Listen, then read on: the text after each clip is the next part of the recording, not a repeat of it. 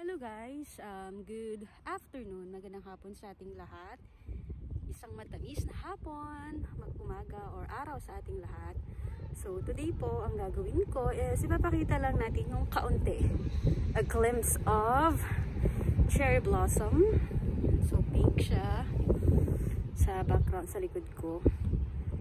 And makikita nyo, I have Starbucks coffee. Nakapareho ng color nito. Sobrang cute. Of course, pasosyal ng konti. Well, coffee lover lang ako. And ngayon lang ulit ako nakapag-Starbucks. Na-explain ano. Yan. So, treating myself. Ganda, diba? So, this is the glimpse of their cherry blossom na kulay pink. So, ayun. Unti-unti na may sakura.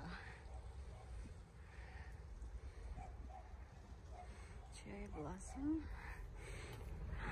So, ayun po, medyo namumunga na siya. Medyo namumulaklak na. Ang pinaka-ano nito is 3rd week of March. Ayan. Pinaka-mabulaklak. May mga nauna, may mga nahuhuli po. So, ito, medyo makadkad na. Ayan. Siguro next week, na tumalago. Ayan. Hingal-hingal pa ako kasi nagtatakbo ako. This is the pink color, diba? So, ito yung ano ng sakura. Ayan, parang sa Starbucks. See?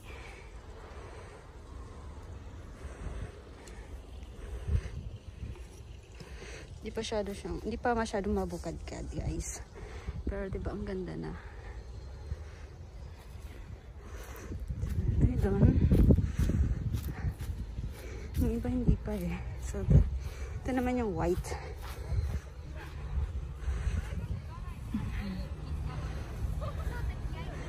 So, yan na naman yung estudyante nila.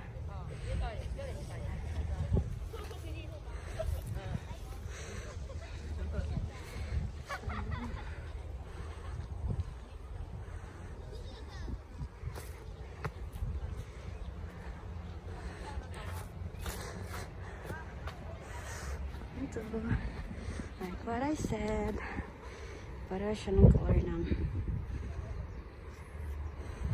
galing, diba?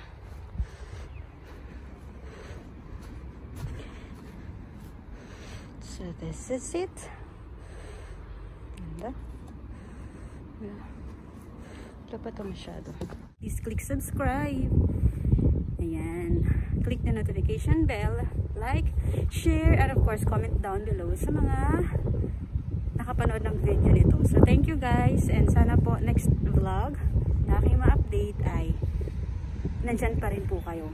So, salamat. This is Honey Herbas, your today's vlogger. Thank you. Bye-bye.